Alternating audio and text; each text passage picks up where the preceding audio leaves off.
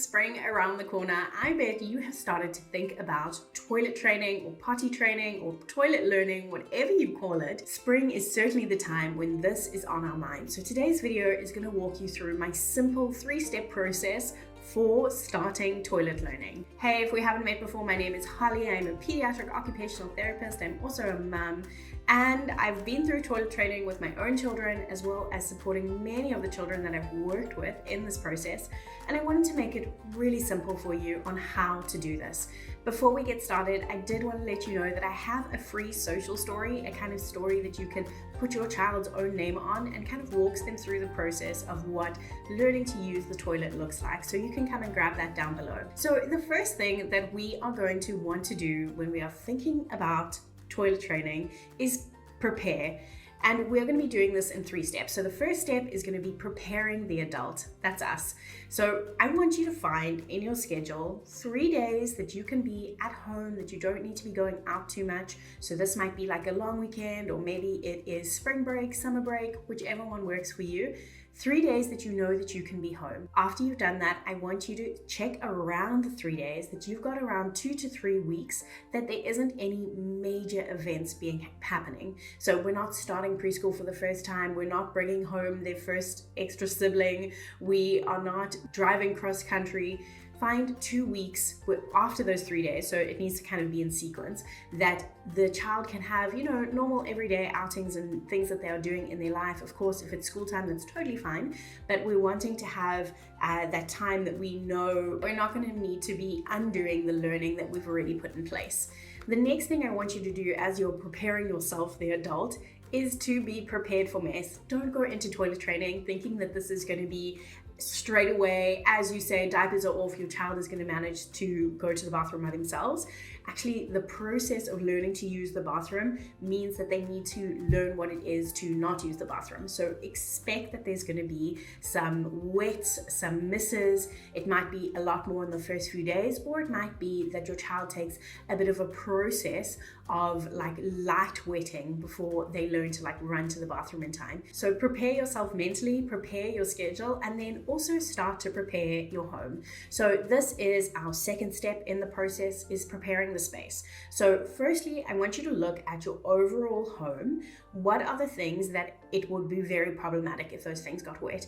Now, I know each home is really different. For me, it was my couch. I just don't want my couch to get wet. It's a difficult thing to clean. Carpets for me were fine. I know I spoke to a mom once who said like their ball pit, they know is very problematic if the ball pit gets wet. So they just packed it up for that time that they were doing toilet learning. And again, this might be something that you pack up for 2 weeks. It might be something that you know needs to be put away for a month or two. But think about the thing that you can either pack up or cover up during that time. Then I want you to look at the other things that are like you'd prefer that they don't get wet, but it's not the end of the world. And think about whether you want to pack them away or whether you're wanting to just leave them out and you can wash them afterwards, like carpets.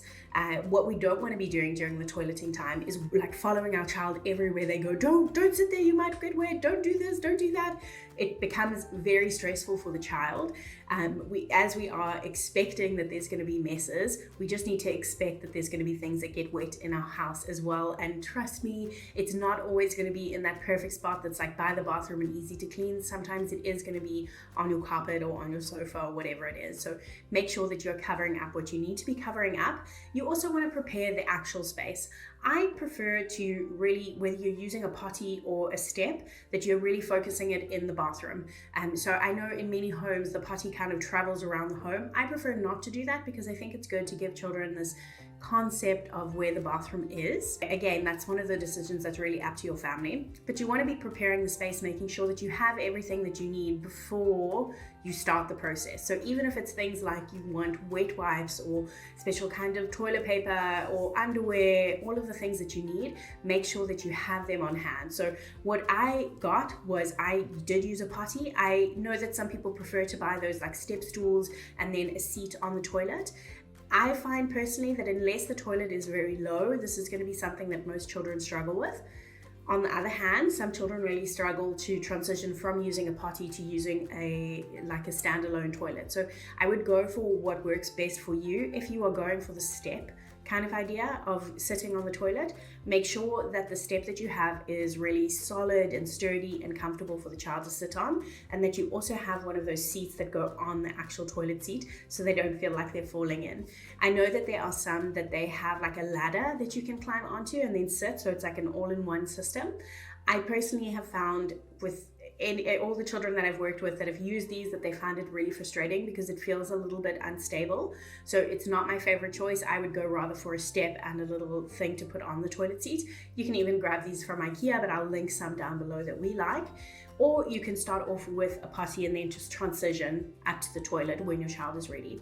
So what we want to make sure is that we have all of that done. We've got the toilet, whether it's a potty or the things for the toilet. We've got our underwear, we've got any kind of wipes or cleaning things that we would like to use. And sometimes it's really nice to make this kind of a bit of a special time for a child. So some people like to get a special bath mat or a little basket with books or something in it that makes it feel a little bit more exciting and special for the child, or their favorite character or their favorite thing on their little new underwear, just to get that buy-in. You may also want to get some books that walk your child through that training process. I'll link some that I like below as recommendations, but also don't forget that there is that freebie that you can come and print off and use it as a book with your child's name. And that really brings us into the third step of this process, which is preparing our child. So when we are preparing our child, we want to be, again, reading those books. We want to be talking about using the bathroom. I find it can be useful to put a bit of a runway before the child actually goes into toilet learning, like diapers are away time, in terms of letting them practice. Maybe in the evenings before bath time, you let them sit on the toilet, or letting them see other children. If you have siblings in the house or cousins, and the cousin goes to the bathroom, you might want to talk about that. Specifically with boys, it can be quite helpful if they are, out and about and they have a little wee on the tree, because then the child also sees what's happening, and that kind of breaks away some of the misconceptions and strange ideas that they might have, that they understand what like toileting, going to the bathroom instead of using a diaper actually looks like. And then you're wanting to kind of tell them at this day, or you don't have to overcomplicate it or use really adult concepts or language, but telling them that soon we're going to be taking away diapers in the daytime and you are going to be using the bathroom instead. And as we are preparing our child and as we go into the process of toilet learning, I want you to be as low pressure as possible. This is something that children need to learn. It's not something we can demand from them.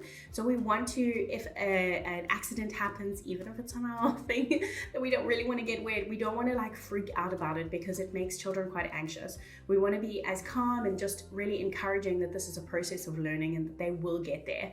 And that brings us to our final actual task to do, which is to do the toilet learning. So basically you're wanting to have those 3 days where you take away diapers, where I like to be like bottomless for the day, because I think it helps children not get confused that they're wearing a diaper. Like there's no misconception of the feeling of underwear feeling like a diaper.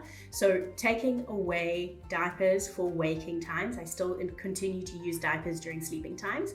Take away the diapers during waking times for 3 days, let them be at home. You can kind of encourage them to go to the bathroom in a set time. You may notice on the first day that they are children that only need the bathroom every like hour or 2 hours, or there might be a child that goes to the bathroom every 15 minutes.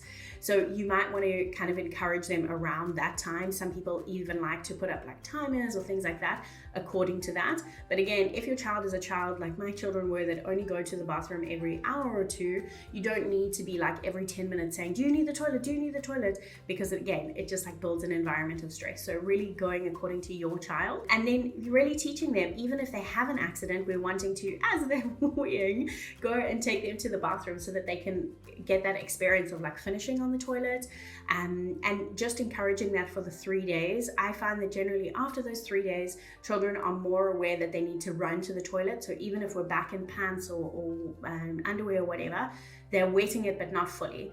So they maybe not getting to the bathroom in time, but they're attempting to get to the bathroom. So they've understood that body connection. So we want to continue that for at least like 2 weeks of expecting that there's going to be quite a few accidents. And then after that, we can start to build in more like longer times of travel, and then really going to the grocery store. I remember that was one for us that was like, oh, are we going to manage this? But before we get there are some common mistakes that I see families making when it comes to toilet training. And I have listed them out below in a video that's on your screen now. So go and check that out, and I will see you over there.